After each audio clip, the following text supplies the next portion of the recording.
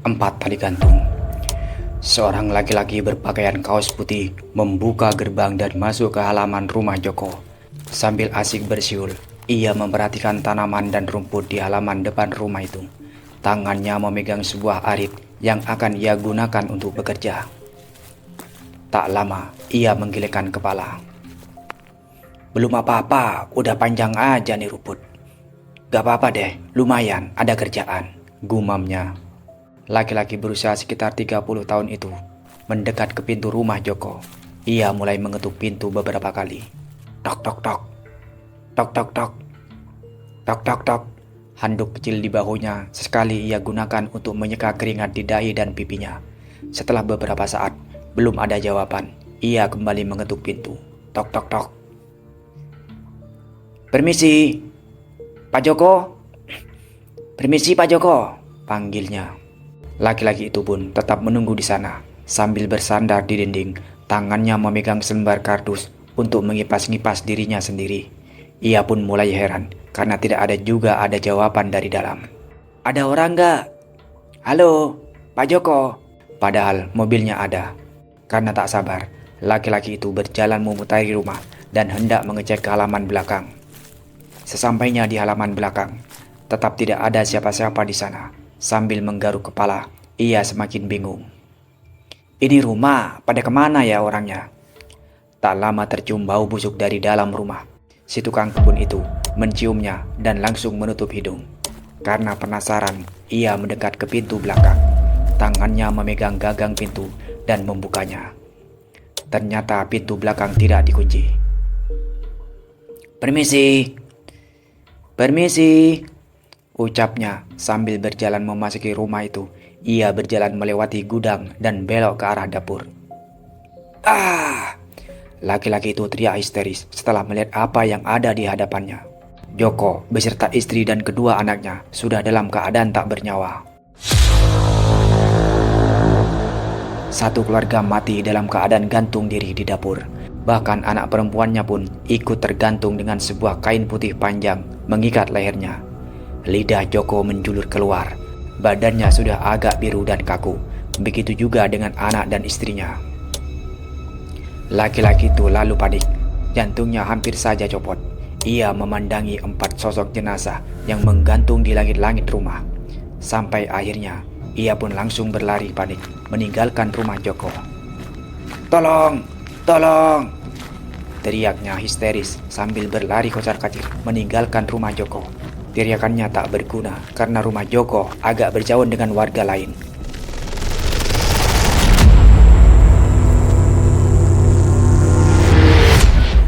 Sehingga tak ada yang mendengarnya. Si tukang kebun lanjut berlari ke arah rumah warga untuk meminta bantuan. Teriakannya itu mengundang para warga untuk keluar dari rumahnya masing-masing. Semuanya bertanya-tanya kenapa ada orang teriak-teriak tengah hari begini. Ia pun menjelaskan kepada warga tentang apa yang dilihatnya di dalam rumah Joko. Hah, yang benar kamu? Kata salah satu warga yang merasa kurang yakin. Tukang kebun itu pun hanya bisa duduk lemas bersandar di tembok rumah warga dengan wajah yang pucat. Beberapa orang memberikannya minum air putih supaya bisa lebih tenang. Beneran Pak, sumpah, Pak Joko, sekeluarga gantung diri, tegasnya. Astagfirullah, ya ampun. Semua orang yang berkerumun pun semakin heboh dan saling pandang. Beberapa dari mereka berbisik-bisik entah membicarakan apa. Ya udah, buat membuktikan benar atau enggaknya, mari kita sama-sama cek sendiri ke sana. 10 orang laki-laki bersama-sama berjalan ke arah rumah Joko untuk memastikan dengan mata kepala mereka sendiri. Sesuai petunjuk si tukang kebun, mereka masuk lewat pintu belakang. Saat di pintu belakang, beberapa orang berhenti karena mencium bau busuk dari dalam.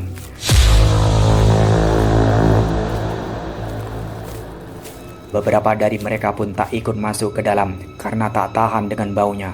Sehingga hanya ada 3 orang yang masuk ke dalam. Dan ketiganya sama-sama melihat dengan mata kepala sendiri. Joko dan keluarganya tewas gantung diri. Innalillahi, ucap salah satu warga sambil menutup hidung dan melihat keempat mayat bergantung itu. Setelah penemuan mayat itu, rumah Joko diramaikan oleh warga yang berkerumun karena penasaran. Berita ini langsung tersebar luas ke seluruh desa dan jadi bahan perbincangan di mana-mana. Hal ini juga sampai ke telinga Anwar, kepala desa yang baru. Segera ia teruskan kabar ini ke kepolisian terdekat. Selama beberapa jam, tak ada yang berani mendekat atau masuk ke rumah Joko hingga hari menjelang sore. Mayat-mayat itu masih dalam kondisi menggantung. Tak ada satupun dari mereka yang mau mengambil tindakan sebelum polisi datang. Di ujung hari, suara sirine ambulan terdengar. Di belakangnya ada satu mobil polisi yang mengawal. Warga yang berkerumun pun memberi jalan kepada tim medis dan juga kepolisian. Sebelum malam, warga bersama polisi gotong royong mengevakuasi jenazah keluarga Joko dari tali gantungannya, kemudian memasukkannya ke dalam kantung mayat berwarna oranye. Sambil menutup hidung, Anwar menyaksikan para warga bersama-sama membawa kantung jenazah itu masuk ke dalam ambulan. "Pak Anwar, apa ada keluarga yang lain?" tanya salah seorang polisi. Anwar mengangguk. "Ada, Pak. Saya udah hubungi, sebentar lagi kakak dari Pak Joko sampai di sini. Malam ini juga kita bakal siap-siap buat langsung memakamkan Pak Joko setelah diurus oleh tim medis," jawabnya. "Tolong sampaikan ke keluarga, 1 atau 2 orang harap datang ke rumah sakit untuk ikut mengurus jenazah." "Siapa?" "Baik, kami urus dulu." Polisi itu pun berjalan meninggalkan Anwar. "Baik, saya serahkan sama kepolisian," ucap Anwar. Setelah keempat jenazah masuk ke dalam ambulan, warga membuka jalan agar mobil itu bisa lewat. Ambulan pun mulai berjalan di atas jalanan desa yang kasar dan berlubang. Suara sirenenya pun perlahan mulai terdengar menjauh. Para warga mulai membubarkan diri. Saat itu senja tiba. Hari mulai memasuki waktu maghrib. Lampu-lampu rumah warga mulai menyala. Langit mulai berwarna keunguan, perlahan gelap dan kehilangan cahayanya. Sesuai perintah kepala desa, para warga mulai menyiapkan segala kebutuhan untuk pemakaman. Para laki-laki menyiapkan keranda di masjid, dan para perempuan merangkai bunga melati dan lain-lain. Di pemakaman umum pun sudah ada personil yang mulai menggali tanah untuk tempat peristirahatan Joko sekeluarga. Di saat para warga mulai membubarkan diri, Anwar berjalan mendekati rumah Joko yang sepi mencekam. Baru beberapa langkah, ia mulai merasakan hawa tak enak, tapi dirinya tetap tenang, seolah tak merasakan apapun. "Gara-gara kamu," terdengar suara bisikan misterius di telinga Anwar. Ia lantas menoleh melihat sekitar. Tak ada siapa-siapa di sekitarnya. Walau sadar ada yang tak beres, ia seakan tidak takut sama sekali. Anwar malah semakin berjalan mendekat ke arah rumah Joko. "Ada yang gak beres di sini," gumamnya. "Pergi, bukan urusanmu." Suara bisikan itu kembali terdengar di telinganya. Anwar kemudian memilih untuk meninggalkan rumah Joko karena hari yang semakin gelap. Ia kemudian ikut membantu warga menyiapkan pemakaman untuk Joko dan keluarga. Singkat cerita, setelah 2 jam diurus oleh tim medis, jenazah Joko dan keluarganya kembali ke desa dalam keadaan sudah terbungkus kafan.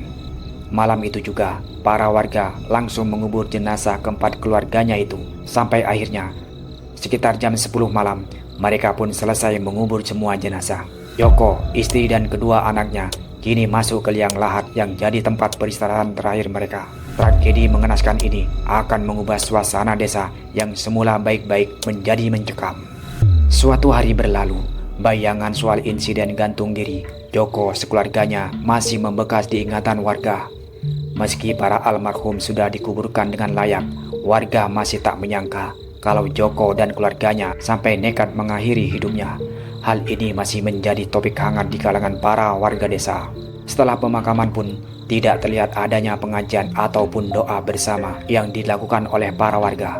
Dari pihak sanak saudara Joko pun tak ada yang menggelar pengajian karena katanya mereka melakukan doa bersama di tempat lain. Kini rumah besar 2 lantai itu pun menjadi kosong, gelap dan dibiarkan begitu saja. Bahkan barang-barang di dalamnya pun masih lengkap. Salah seorang saudara mengatakan akan memindahkan semua barang-barang Joko minggu depan. Suara doa terdengar dari arah musola yang berada di pinggir jalan desa. Pengeras suara yang terpasang di atapnya membuat lantunan doa itu menggema hampir ke seluruh desa. Terlihat satu persatu para jemaah keluar dengan memakai sarung setelah menunaikan ibadah sholat isya. Anwar yang memakai peci hitam dan baju putih itu lalu memakai sandalnya dan mulai berjalan meninggalkan musola bersama para jamaah lainnya. Anak-anak tampak bermain bola di halaman depan musola. Dan sepeda penjual makanan terparkir di dekat mereka. "Pak Kades," sapa salah satu orang menyapa Anwar. "Iya Pak." Kaki Anwar melangkah di jalan desa yang sedikit kasar karena permukaannya yang berlubang. Ditambah kerikil yang berserakan di mana-mana. Di sekitarnya, rumah warga berdiri berdampingan dengan persawahan luas membentang. Penerangan yang sedikit membuat jalan desa menjadi agak gelap. Beruntung, rembulan bersinar terang hari ini. Sebuah cahaya lampu terlihat di kejauhan, berasal dari sebuah pos ronda di mana ada beberapa anak muda yang bersantai di sana menikmati suasana malam dengan segelas kopi dan rokok dan asapnya melayang-layang di udara. Suara jangkrik dan kodok juga menemani malam mereka. "Bawah, bawah!" ucap salah satu pemuda kurus berambut cepak bernama Bejo yang tengah asik bermain game online bersama Resa dan 3 pemuda lainnya di pos ronda. "Sini, sini, woi, sini, kau pertengah." "Yah, kan mati." "Ah, payah kamu Jo," ejek Resa. Bejo pun mengalihkan pandangannya, lalu melihat Anwar berjalan mendekat. Ia segera membenarkan posisi duduknya sambil tersenyum saat sang kepala desa berjalan semakin mendekat ke arahnya. Pak Kades, pulang Pak?" tanya Bejo. "Iya, malam ini kalian ronda ya?" Bejo mengangguk. "Iya Pak." "Nanti kamu tolong sering-sering pantau rumah Pak Joko ya." "Hah? Kenapa Pak? Bukannya rumahnya kosong? Kan yang punya rumah udah nggak ada." Bejo memperagakan gerakan mengikat leher yang mengisyaratkan gantung diri. "Hus, jangan begitu. Hus, jangan begitu," tegur Anwar. "Biarpun kosong, di dalamnya masih banyak barang-barang. Saya takut ada maling yang ambil barang-barang Pak Joko." "Oh gitu ya Pak. Oke deh, siap Pak. Ya udah, jangan sampai lupa ya. Jangan game terus. Awas," Anwar mengingatkan, kemudian mulai berjalan pergi meninggalkan pos ronda. Selepas kepergian sang kepala desa, Bejo pun kembali melihat ke layar ponselnya untuk lanjut bermain. Ia memakai sarung untuk menutupi badannya lalu bersandar ke dinding pos ronda. "Jo, mau lihat sekarang nggak?" tanya Resa. "Lihat apa? Rumahnya Pak Joko." "Ah, nanti aja. Tahu nih Resa, buru-buru banget," ucap salah satu pemuda lainnya. "Kangen ya sama si Rian?" "Kasihan ya Rian, dia ikut bapaknya gantung diri," ucap Bejo. "Iya, padahal dia baru mau masuk kuliah loh. Udah, gak usah dibahas," kata Resa sambil menggelengkan kepala. Mereka pun kembali fokus bermain game masing-masing. Layar ponsel itu seakan membuat mata mereka tak bisa berpaling. Mereka terlalu asik sampai mulai lupa waktu. Waktu pun berjalan cepat. Kini jam menunjukkan pukul 11 malam.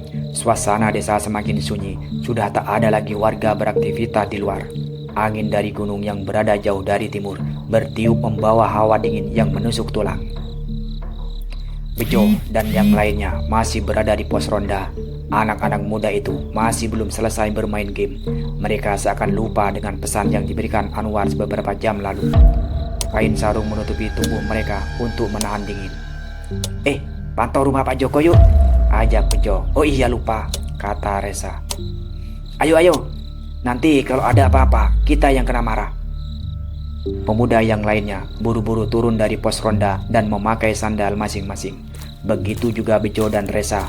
Mereka semua lalu berjalan pergi meninggalkan pos ronda dan berjalan di jalan desa yang gelap. Meski begitu, tangan dan mata mereka masih sibuk melihat game di ponsel.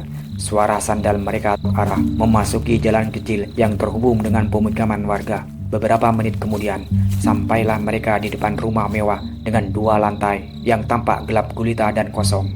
Bejo menyudahi gamenya. Ia mengambil senter, lalu mulai menyorot di setiap sisi dari bangunan rumah itu. Dari jendela, halaman depan, sampai pintu, tak ada apa-apa, sepertinya aman. "Udah kan, gak ada apa-apa," kata Bejo. "Terus gimana?" tanya Resa. "Kita keliling aja. Nanti pas mau balik ke pos, kita lewat sini lagi." "Oke deh." Mereka lanjut berjalan untuk keliling memantau area desa lainnya. Memastikan desa aman dan terkendali, mereka mulai berpencar dan membagi tugas. 3 orang berjalan ke jalan yang ada di sebelah kiri, sedangkan Bejo dan Resa jalan lurus. Baru beberapa langkah mereka berjalan, terdengar suara mencurigakan dari arah rumah Joko. Baru beberapa langkah mereka berjalan, terdengar suara mencurigakan dari arah rumah Joko. Bejo dan Resa pun berhenti berjalan. Keduanya lalu saling pandang. Hanya dengan bertatapan, mereka pun sudah tahu apa yang terjadi. Bejo berbalik badan dan kembali menyorot rumah itu dengan cahaya senter. Suara itu kembali terdengar. "Woi!" teriak Bejo. Keduanya masih berdiri di depan rumah itu sambil mencari asal suara Resa. Resa pun fokus melihat sekitar, mencari dari mana suara itu berasal. Semakin dicari, suara itu semakin terdengar jelas.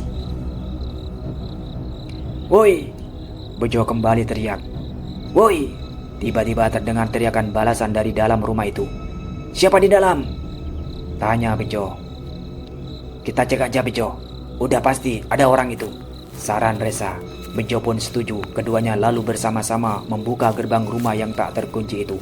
Mereka mulai memasuki rumah gelap gulita itu, berjalan berkeliling sambil tetap menggunakan senter untuk menerangi jalan. "Ada orang?" tanya Bejo sambil berteriak. "Ada." Bejo dan Resa berhenti berjalan, lagi-lagi saling bertatapan. "Siapa tuh?" gumam Resa. "Di mana?" "Lagi ngapain di sini? Ini rumah orang. Jangan masuk tanpa izin," tegur Bejo. "Di sini." Tiba-tiba suara jawaban itu muncul dari arah belakang. "Kayak suara Rian." "Yang bener kamu, Jo. Rian kan baru dikubur kemarin. Coba lihat di belakang." Bejo dan Resa pun sama-sama menoleh ke belakang. Mereka memutar badan untuk melihat siapa yang menjawab. Saat mata mereka sudah mengarah ke belakang, keduanya melihat Rian berdiri di hadapannya dengan terbungkus kain kafan yang masih baru dan sebuah kapas terpasang di kedua lubang hidungnya.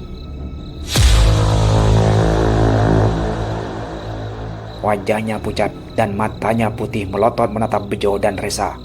Ada berkas tanah kuburan di kafannya. "Kalian udah kok gak ajak aku sih?"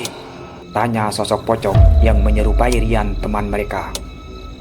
Mereka berdua terdiam, tak percaya dengan yang dilihatnya. Sosok Rian yang kemarin dimakamkan kini berada di depan mereka. Setan!"